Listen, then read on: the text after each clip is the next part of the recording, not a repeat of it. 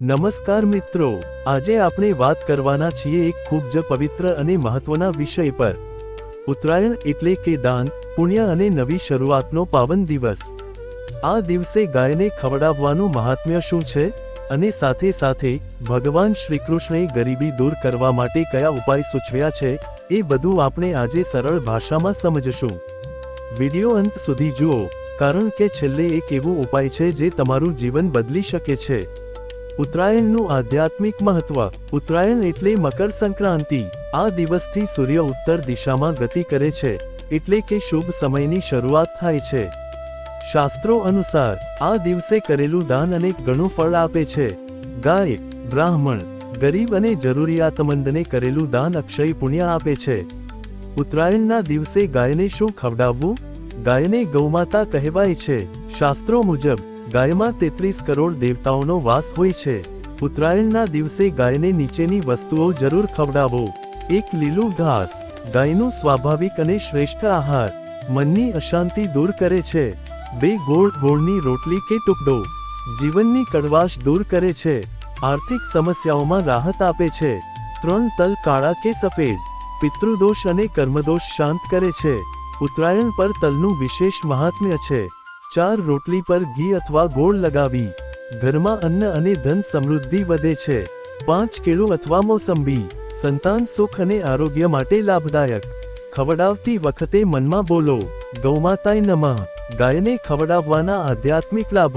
નકારાત્મક ઉર્જા દૂર થાય, ઘરમાં શાંતિ અને સમૃદ્ધિ આવે, અટકેલા કામ બનવા લાગે, આર્થિક તકલીફ ધીમે ધીમે દૂર થાય। ભગવાન શ્રીકૃષ્ણ અને ગરીબી દૂર કરવાના ઉપાય। ભગવાન શ્રીકૃષ્ણ માત્ર ભગવાન જ નથી, પરંતુ જીવન જીવવાની કલા શીખવનાર ગુરુ પણ છે। શ્રીકૃષ્ણએ ગરીબી દૂર કરવા માટે સીધા પૈસાની વાત નથી કરી, પણ જીવનની આદતો બદલવાની વાત કરી છે। 1. કર્મયોગ, મહેનત અને નિષ્ઠા। શ્રીકૃષ્ણ કહે છે, કર્મ કરો, ફળની ચિંતા છોડો।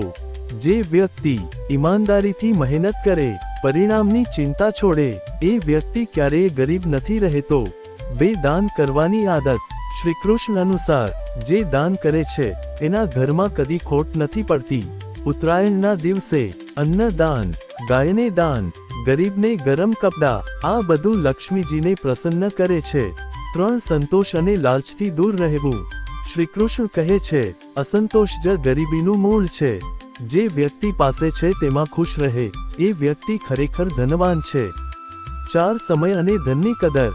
શ્રીકૃષ્ણ સમયને સૌથી મોટું ધન માને છે। સમય બગાડશો નહીં, ફાજલ ખર્ચ ટાળો, સાચી જગ્યાએ ધન વાપરો, આ આદતો ગરીબી દૂર કરે છે। 5. ભગવાનનું સ્મરણ અને શ્રદ્ધા। શ્રીકૃષ્ણ કહે છે, જે મને યાદ કરે છે એની જવાબદારી મારી। દરરોજ હરે કૃષ્ણ મંત્ર અથવા ગીતા પાઠ, મન મજબૂત બને છે અને જીવનની દિશા બદલાય છે। ઉપસંહાર, મિત્રો, ઉત્તરાયણના દિવસે ગાયને ખવડાવવું અને શ્રીકૃષ્ણના ઉપદેશો જીવનમાં ઉતારવા, આ બંને મળીને ગરીબી, તણાવ અને દુઃખ દૂર કરી શકે છે। આ વિડિયો તમને ઉપયોગી લાગ્યો હોય તો લાઈક કરો, શેર કરો, ચેનલ સબસ્ક્રાઇબ કરો। જય શ્રી કૃષ્ણ।